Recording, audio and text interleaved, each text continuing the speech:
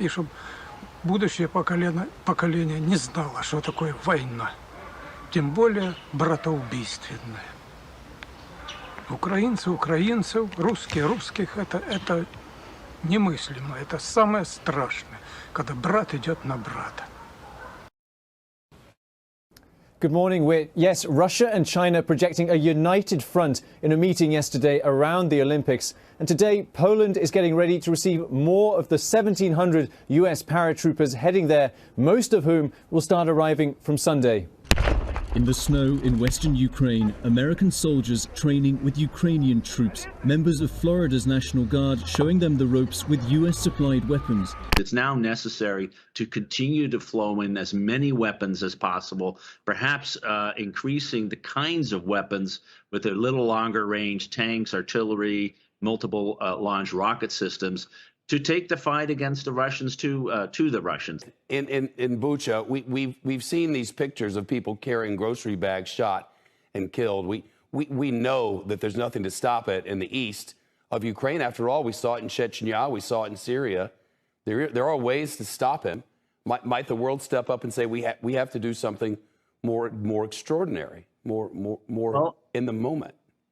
I mean, the next big step would be a direct military intervention by the United States and other NATO countries. What's your problem? How do these atrocities, these revelations, impact any possibility for those peace talks to be successful? So there's been no sign up to now that the Russians are negotiating in good faith.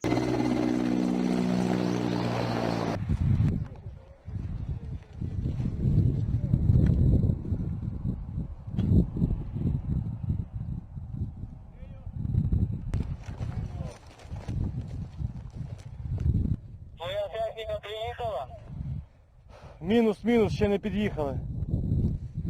Yeah, so right now they just air assaulted in. The 3rd platoon we're following right now is clearing the area to the north to allow their ground convoy to come in.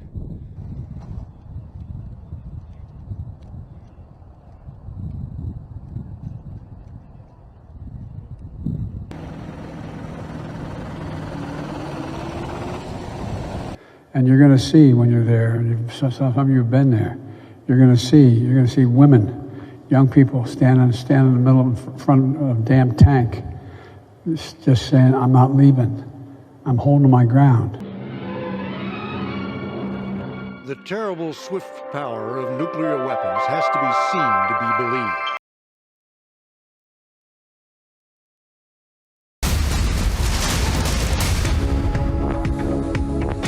Shifting focus to more breaking news coming in. Sergei Lavrov, Russian foreign minister, has hit back at United States politicians after Biden's war criminal comment about Vladimir Putin. Russian foreign minister has said U.S. politicians do not have a clear conscience to be labeling Russian President Putin a war criminal for the situation in Ukraine in response to President Biden's remarks about the Russian leader. So we have more details coming in on Russian response to Biden's war criminal comment. In fact, Sergei Lavrov goes on to say Biden was filmed stating that Putin should be tried as a war criminal for war crimes in Ukrainian town of Bucha after videos and images emerged showing dead civilians scattered along the street. The materials, remember, have sparked a global outcry. Moscow officials repeatedly have denied responsibility. They say all these reports are fake and staged upon Russian troops' withdrawal on 30th of March. But a retaliation, verbal one coming in at that from Russian Foreign Minister Sergei Lavrov. Listen in. США назвал вашего президента военным преступником и призвал судить его за военные преступления. О чем это говорит насчет международной репутации России сейчас? Прежде всего о том, что у многих американских политиков, которые стояли у истоков иракской войны, известными предлогами, которые развалили Ливию вместе с партнерами по НАТО, которые вторглись в Сирию, что у этих политиков, в общем-то, с совестью не все хорошо обстоит.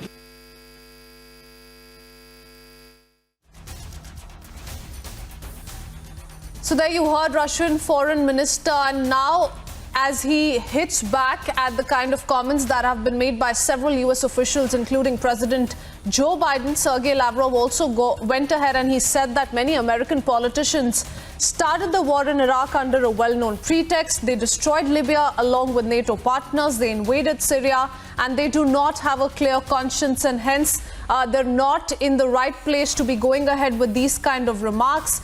They don't have a clear conscience to be labeling Russian President Putin a war criminal for the situation in Ukraine. So that's the response coming in from the Russian side. Remember, United States has been at the forefront of hitting out at Russia for what's happening in Bucha and the kind of videos and satellite images that have surfaced. They're viral on social media all over. And after the Russian troops withdrew from Kiev and the surrounding region last week, the scale of civilian casualties is being laid bare, and for everyone to see the kind of atrocities that have been committed by the Russian side. Russians, though distancing themselves from what's happened, say they left the area way before all these visuals resurfaced.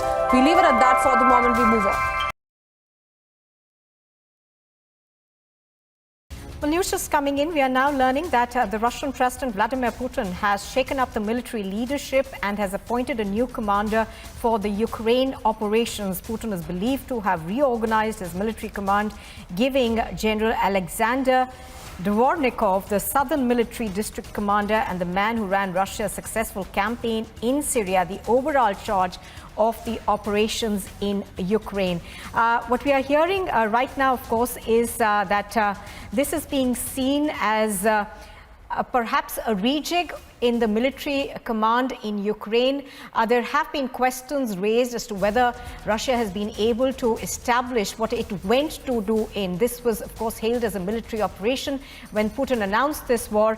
But thereafter, things haven't gone really well for Russia so far. Let me go across to our Bharat newsroom where Barkha is joining me live. Barkha, give us more details about this man who's now been appointed to look at the operations in Ukraine. We understand that he has run a successful campaign in Syria.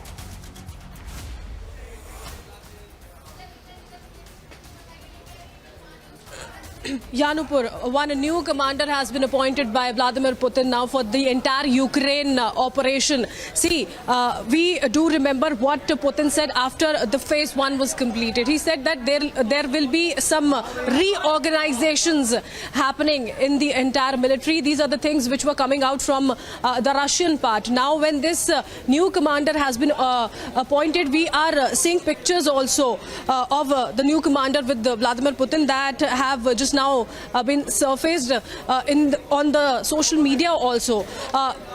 Nupur, this is very, very crucial because it's been 45 days. Now, if Putin is trying and planning the entire strategy on a very new level, so this clearly depicts that this war is not coming to an end. All the negotiations which are going on, they literally mean nothing then. Because if he is trying, if he has appointed a new commander, if he is literally reorganizing everything in the military operations now, so that means it is really going to escalate in the coming times. We have seen pictures of tanks being loaded in trains and being sent to the Ukrainian cities.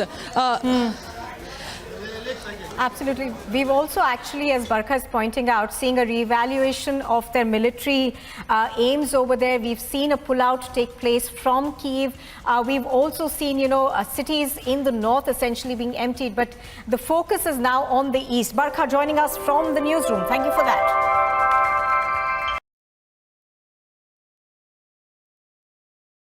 Well, Russia has been in an overdrive, just like Ukraine has been in an overdrive using the Bucha videos to claim that there's been genocide orchestrated by Russia and the Russian troops in Bucha. Russia has been on an overdrive at the UNSC. Their foreign spokesmen call it a part of the Ukrainian and Western propaganda. They've been reacting, saying it's also an attempt to sabotage the talks between Ukraine and them. Here's the latest response coming in from Russia. Towns and villages of the Kiev region, Russian military delivered and distributed 450 tons of humanitarian assistance.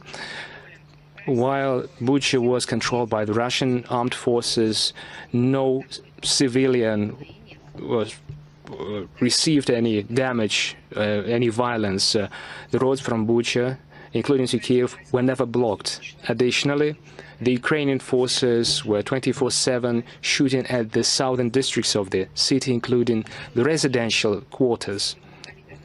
And they were doing this continuously, using large-caliber artillery tanks and multiple launch rocket systems. On the 31st of March, the mayor of Bucha, Anatoly Fedoruk, in his video message confirmed the Russian military left the city, and he never mentioned short locals. Be quick to watch this video until before this video is deleted from YouTube and other US platforms that are accomplices to this criminal activity.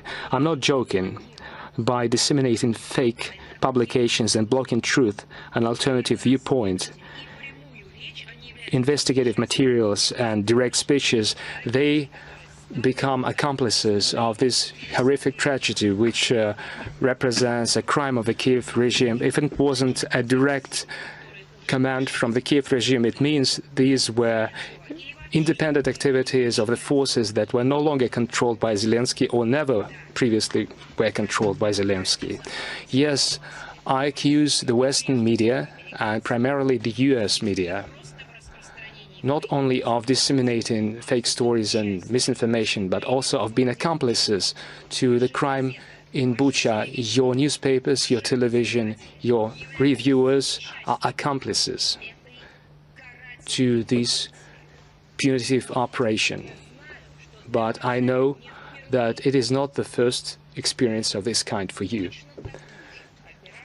A similar operation was seen by the world, unfortunately, on the European continent.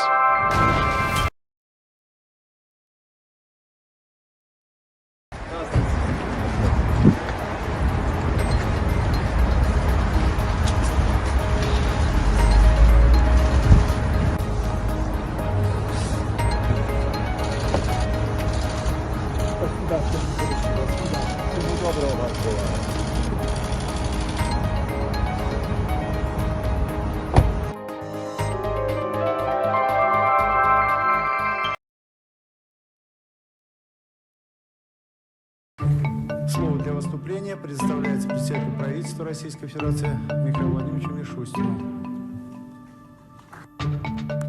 Делается все возможное, чтобы разогнать инфляцию, создать дефицит потребительских товаров, но и в конечном итоге социальную напряженность, недовольство людей. Все это было тщательно спланировано, и авторы этой стратегии рассчитывали, что санкционный шторм за несколько дней разрушит нашу экономику. Их сценарий не сбылся.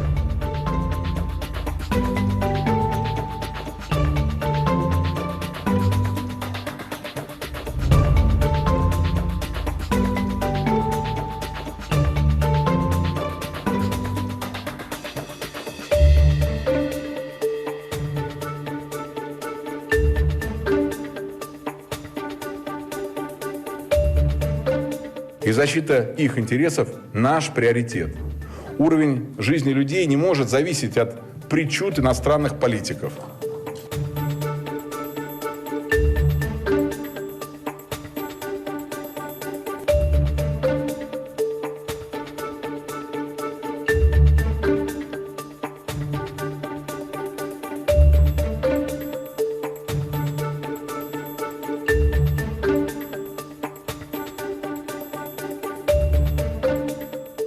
Наша финансовая система, это кровеносная артерия всей экономики, устояла. Вряд ли какая-либо другая страна или другое государство могло бы с этим справиться. Мы же выстояли.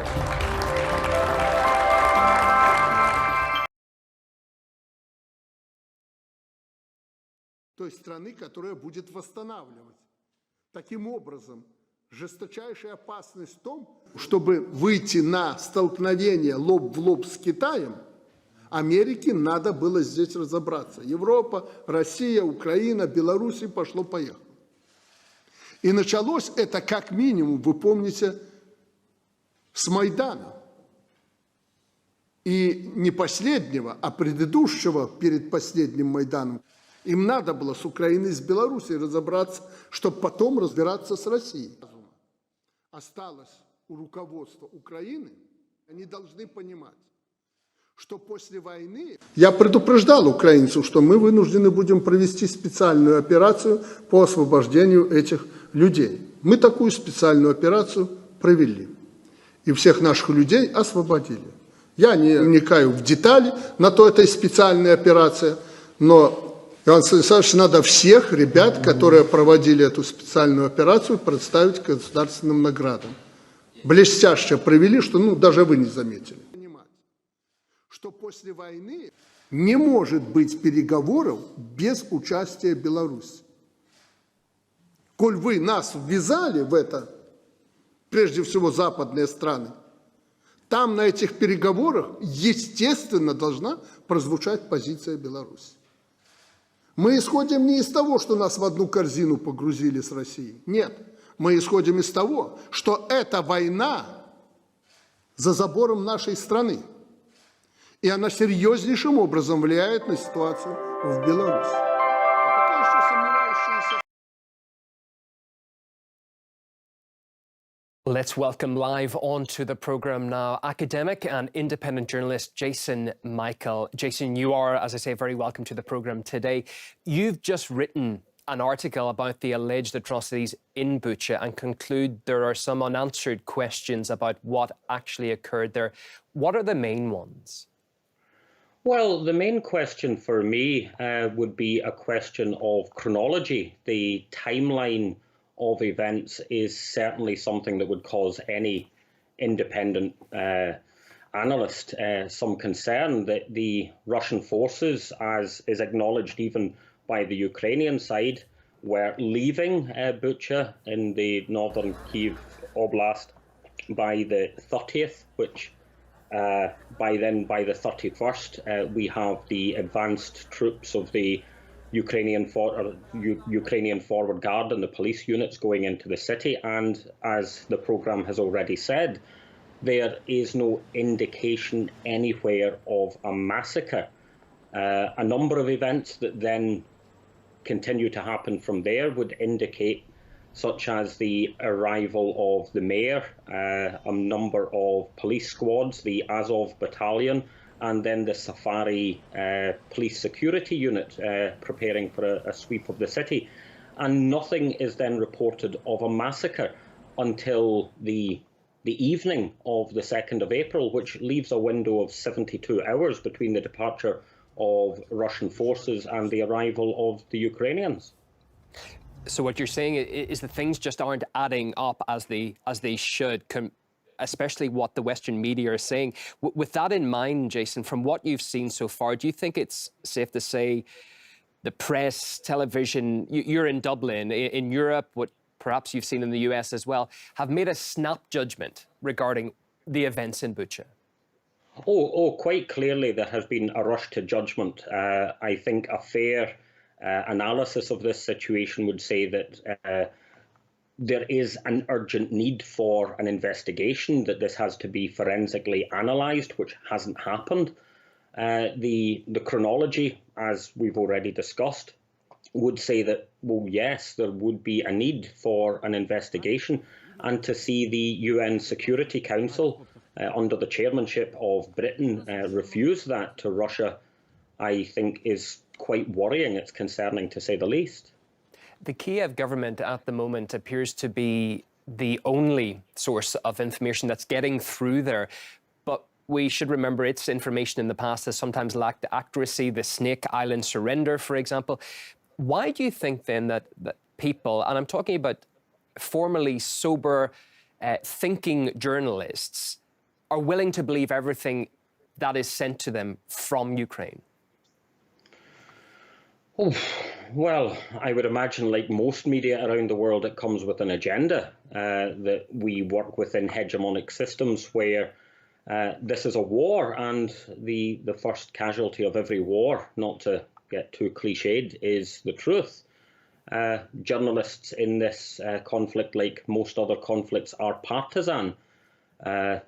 The British and American media quite clearly have an agenda to drive, and it's very difficult at the moment to find anything that breaks with the prevailing narrative. Everything that does deviate from the narrative is being shouted down. It's being called Putin apologism. It's being called pro-Russian. It's an incredibly difficult media environment in which to be clear-headed, in which to look at things with, a sober mind. That's the thing, isn't it? Just because you're skeptical doesn't necessarily mean you're pro-Putin. That message seems to have got lost in the fog of things. Well, of course. No, I think my own concern here is one for, a great human tragedy. We have a situation here where we have somewhere between 200 and 400 dead civilians. Someone has killed them. I can't tell you who killed them. What I can tell you is that there are serious questions in the timeline. The Ukrainian forces certainly never seen any dead bodies when they arrived into the city. The mayor was unaware of it. The council authorities who announced a coming sweep were unaware of dead bodies. And yet when the Azov battalion enter and do the sweep with the Safari security team that evening, all of a sudden we have a very visible, very public massacre. So, yeah, that should raise some concerns. Jason, just finally, something to touch on. The Kiev government has been very active in its use of social media and other sorts of promotion as well. Do you think it's been successful in dominating the information war? Well, it has had some success, absolutely. And, this is the environment in which we live. But social media, being what it is, has presented a very powerful counter-narrative. We have seen outrageous scenes of civilians in many cities and towns around Ukraine being abused by Ukrainian nationalists, by members of the army. Only today we saw a group of civilians being, viciously assaulted by members of the Ukrainian army. And that information is getting out as well. And I feel that the longer this conflict goes on, the more the viewing public are getting to see that there isn't quite as much of a black and white narrative as there is a very grey narrative to this entire conflict. Jason, thank you very much for your time today. By the way, where can you find that article you wrote? Oh, you can find it on standpointzero.com. Okay, well, our viewers will know that now. Jason, thanks for your time today. Jason Michael, academic and independent journalist.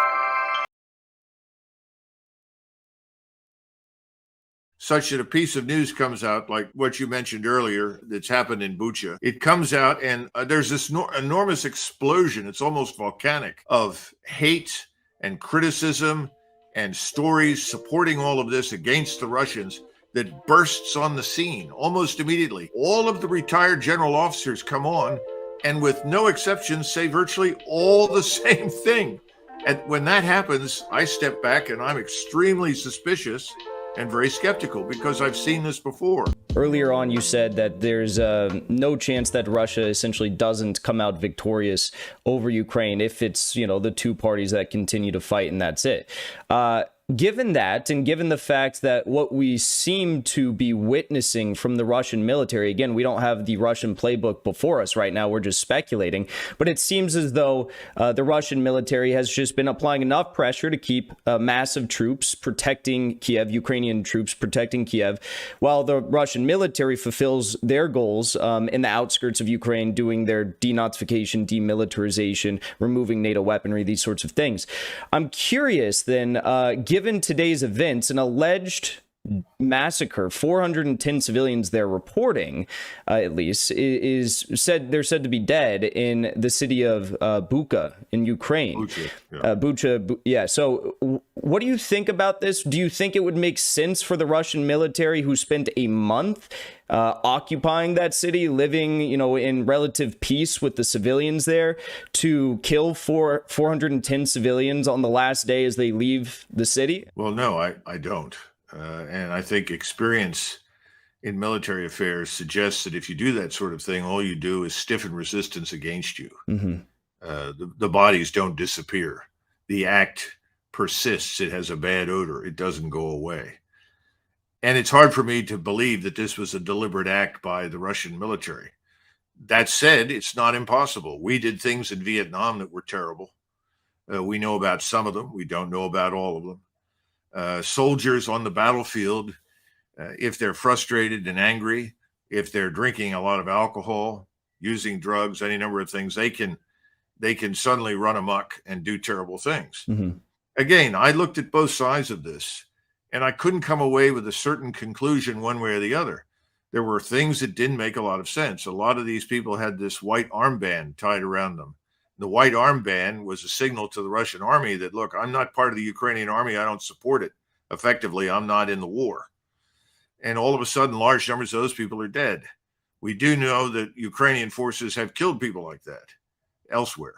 They've assassinated mayors, people have disappeared, and so forth. But again, I'm not saying that happened. I don't know. And my experience in the Balkans, when I was involved with the air campaign, and then earlier in Bosnia in '95, the Finns were a very good source of investigative scientists, medical people. They would get in and they could tell you the truth. And what the Finns told you, you could believe. But the two sides involved rarely. And I'm not putting much trust in what either side says right now in Ukraine. Mm-hmm. And right now you have masses of troops surrounding this Ukrainian mass that remains in southern Ukraine. How will that turn out? I don't know, but I would suspect that the Russians can probably annihilate it. How they will do it is it's up to them. In 1944, when the Russians cut off and surrounded 50,000 German troops in what we today call White Russia near Minsk, they backed off, they surrounded it, and they brought in air power, 5,000 aircraft. And most of the German troops in the field could not break out because they were surrounded by armor, and they were killed. I guess we could see something like that happen. The Russians can do it, and now they have much more accurate munitions in many cases that they haven't used a lot of, but they could use down in southern Ukraine. I don't know. I think we're going to have to wait for events to dictate the outcome. But I really think this war will end when Putin decides to end it, not at any other point in time. And right now, he sees no reason to end it, given the attitude that he's encountered at the negotiating table. Whenever you have such unanimity in the American and Western media, and you have such brilliant timing, such that a piece of news comes out like what you mentioned earlier that's happened in Bucha, it comes out and there's this enormous explosion. It's almost volcanic of hate and criticism and stories supporting all of this against the Russians that bursts on the scene almost immediately, all at roughly the same time. And all of the retired general officers come on and with no exceptions say virtually all the same thing. And when that happens, I step back and I'm extremely suspicious and very skeptical because I've seen this before. I saw it in the run-up to the Iraq War back in 2002 and 2003. I saw it in the Balkans with regard to what happened in Bosnia and then subsequently in Kosovo. So it looks like we have a similar strategy now. And the second part of this information campaign, which is very sophisticated, that's being run, I think, largely by us in the West, primarily Washington, maybe MI6 in London, is certainly not the creature of people sitting in Kiev or Kiev. I don't think that's the case at all. But they are clearly responding to this. We're working hand in glove with them. How much of it is us? How much of it is them? I think it's mostly us. And I think we have someone in the form of Mr. Zelensky who really satisfies our requirement to bleed the Russians unfortunately, he's bleeding Ukraine and Ukrainians. Thanks for watching that episode of The Dive. If you'd like to support independent journalism, be sure to subscribe and consider becoming a member on my Patreon using